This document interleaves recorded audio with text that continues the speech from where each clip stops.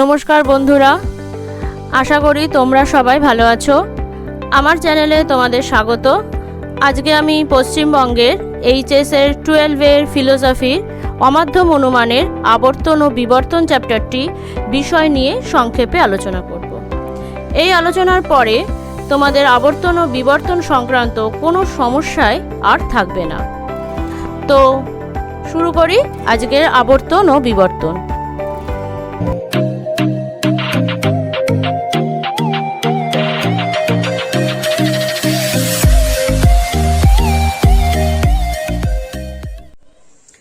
আবর্তন এক প্রকার অমাধ্যম অনুমান। আমরা আবর্তনকে এক প্রকার অমাধ্যম অনুমান বলে থাকি। এই অনুমানে একটাই আশ্রয় বাক্য থাকে এবং এই আশ্রয় বাক্যের অর্থের পরিবর্তন না করে উদ্দেশ্য ও বিধেয় পদের স্থান পরিবর্তন করে একটি নতুন বচন সিদ্ধান্ত রূপে আনা যায়। এই অনুমানে আশ্রয় বাক্যকে আবর্তনীয় ও সিদ্ধান্তকে আবর্তিত বলা যায়।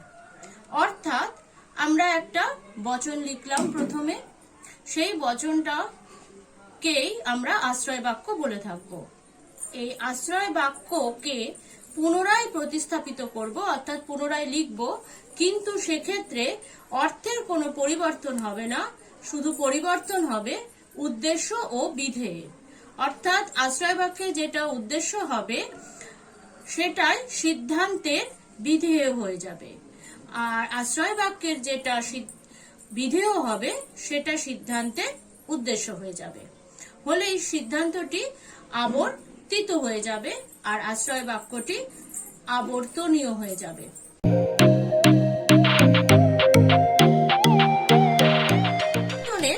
কতগুলি নিয়ম আছে। এই নিয়মগুলির মধ্যে প্রথম নিয়মটি হলো স্থান পরিবর্তন। আবর্তনীয় বচনের উদ্দেশ্য পদ আবর্তিত বচনের বিধেয় পদ হবে এবং আবর্তনীয় বচনের বিধেয় পদ আবর্তিত বচনের উদ্দেশ্য পদ হবে। অর্থাৎ আবর্তনীয় আমরা যে বচনটি করলাম সেই বচনের উদ্দেশ্য পদটা আমরা আবর্তিত বচন লেখার সময় তার বিধেয়তে লিখব, আর আবর্তনীয় বিধেয় পদটা আবর্তিত বচন লেখার সময় তার উদ্দেশ্যতে লিখব। অর্থাৎ চেঞ্জ হয়ে যাবে উদ্দেশ্য আর বিধেয়টা। 2 নম্বর কি আছে? গুণের পরিবর্তন হবে না। অর্থাৎ গুণ বলতে আমরা কি বুঝি? সদর্থক আর নঙর্থক। সদর্থক বলতে হয় আর নঙর্থক বলতে নয়। এক্ষেত্রে আবর্তনীয় বচনে সদর্থক যদি হয়ে থাকে তাহলে আবর্তিত বচনও সদর্থক হবে, আর আবর্তনীয় বচন যদি নঙর্থক হয় তাহলে আবর্তিতনীয় বচনটিও নঙর্থক হবে। অর্থাৎ আবর্তনীয় বচন সদর্থক হলে আবর্তিত বচন সদর্থক হবে, আবর্তনীয় বচন নঙর্থক হলে আবর্তিত বচনও নঙর্থক হবে। কোন রকম গুণ হয় নয়ের কোনো পরিবর্তন হবে না। হয় থাকলে হয়ই হবে, নয় থাকলে নয়ই হবে। 3 নম্বর, ব্যাপ্যতার পরিবর্তন হবে না। আবর্তনীয় বচনে যে পদ ব্যাপ্য নয়, আবর্তিত বচনেও সেই পদকে ব্যাপ্য করা যাবে না। ব্যাপ্যতা বলতে ই বচন, আই ও বচনের ব্যাপ্য যে পদগুলো আমরা জেনে আছি, অর্থাৎ এ বচনের উদ্দেশ্য পদ ব্যাপ্য, ই বচনের উদ্দেশ্য বিধেয় দুটো পদই ব্যাপ্য, আই বচনের কোনো পদই ব্যাপ্য না, আর ও বচনের বিধেয় পদ ব্যাপ্য। ঠিক ওই একই নিয়ম মেনে এখানে হবে। অর্থাৎ আবর্তনীয় বচনের যে পদ ব্যাপ্য হবে না, আবর্তিত বচনেও সে পদ ব্যাপ্য হবে না। এই গেল আমাদের আবর্তনের নিয়ম। অর্থাৎ আবর্তন করতে গেলে একদম সোজা। আমরা প্রথমে বাক্যটিকে আমরা নিরপেক্ষ বচনে পরিণত করব। নিরপেক্ষ বচনে পরিণত করে তার পাশে লিখে দেব আবর্তনীয়। আবর্তনীয়কে যখন আমরা সিদ্ধান্তে প্রতিষ্ঠা করব তার পাশে লিখব আবর্তিত। সিদ্ধান্তে প্রতিষ্ঠা করতে গেলে কি হবে? আমাদের আবর্তনীয়র উদ্দেশ্য পদটা আবর্তিতে বিধেয় পদ হয়ে যাবে, আর আবর্তনীয়র বিধেয় পদটা আবর্তিতে উদ্দেশ্য পদ হয়ে যাবে। আমাদের জেনে রাখতে হবে এছাড়াও কতগুলো নিয়ম, যেমন এ বচনের আবর্তনীয় আই হয়ে থাকে, ই বচনের আবর্তনীয় ই হয়ে থাকে, আই বচনের আবর্তনীয় আই হয়ে থাকে, ও বচনের ক্ষেত্রে কোনো আবর্তন হয় না। অর্থাৎ ও বচন আমরা যখন পেয়ে যাব তখন সেক্ষেত্রে আমরা লিখব ও বচনের আবর্তন সম্ভব নয়। এটিকে আরো পরিষ্কার করে বলতে গেলে বোঝা যায় এ বচন কে আমরা আবর্তিতে করব আই এনে, অর্থাৎ আবর্তিত যখন করব তখন এই বচনটাকে আমরা আই বচনে পরিণত করব, ই বচনকে ই বচনে পরিণত করব, আই বচনকে আই বচনে পরিণত করব, আর ও বচন করে নিচে লিখে দেব আমরা ও বচনের আবর্তন সম্ভব নয়। আমরা এই আলোচনাটি এবার উদাহরণের সাহায্যে বুঝব। যেমন সব মশা বিরক্তিকর।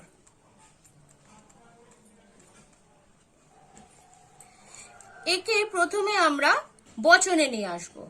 কোন বচন হবে? এ বচন। সকল মশা হয় বিরক্তিকর। পাশে কি লিখব? আবর্তনীয়। আমি বলেছিলাম এই বাক্যটি বা এই বচনটি হচ্ছে আশ্রয় বাক্য। একে আমরা সিদ্ধান্তে নিয়ে আসব। সিদ্ধান্ত কি হবে? আই। এ বচনের আবর্তনীয় আই কি হবে? কোনো কোনো বিরক্তিকর জিনিস হয় মশা। পাশে কি লিখব? আবর্তিত। দেখো বিরক্তিকর এখানে বিধেয় ছিল, সিদ্ধান্তে উদ্দেশ্য হয়েছে।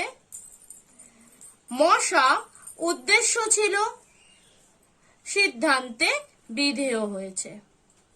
সিমিলারলি আমরা আরেকটি বচন নিই।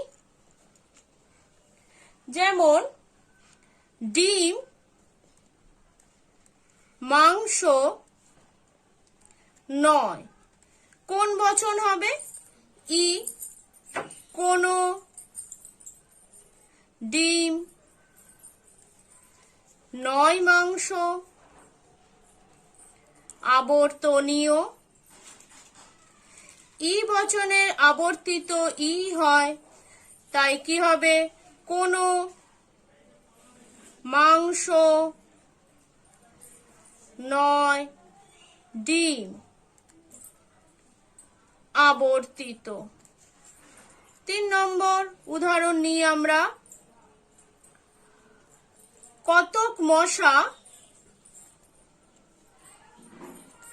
অ্যানোফিলিস।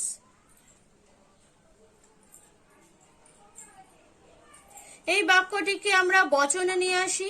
কি হবে? আই। কোনো কোনো মশা হয় অ্যানোফিলিস।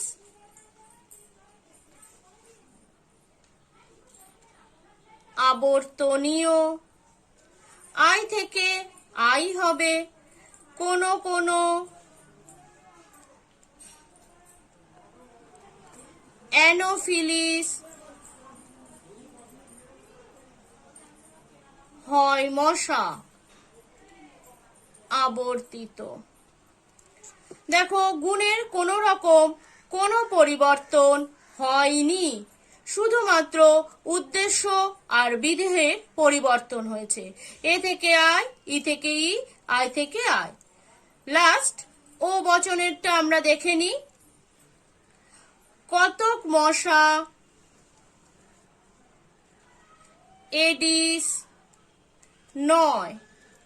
লিখব কি? ও বচন। কোনো কোনো মশা নয় এডিস। পাশে লিখব আবর্তনীয়। এক্ষেত্রে ও বচনের থেকে আবর্তনীয় থেকে আবর্তিত হবে না, অর্থাৎ ও বচনের কোনো আবর্তন সম্ভব নয়।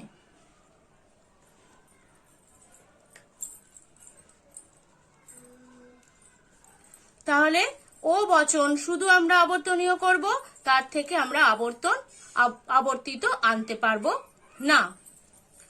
বন্ধুরা, তোমরা যারা এখনো আমার এই চ্যানেলটি সাবস্ক্রাইব করনি তারা অবশ্যই চ্যানেলটি সাবস্ক্রাইব করে নাও। এই চ্যানেলের সমস্ত ভিডিওর নোটিফিকেশন পাওয়ার জন্য সাবস্ক্রাইবের পাশে থাকা বেল বাটনটি ক্লিক করে অল বাটনটি ক্লিক করো।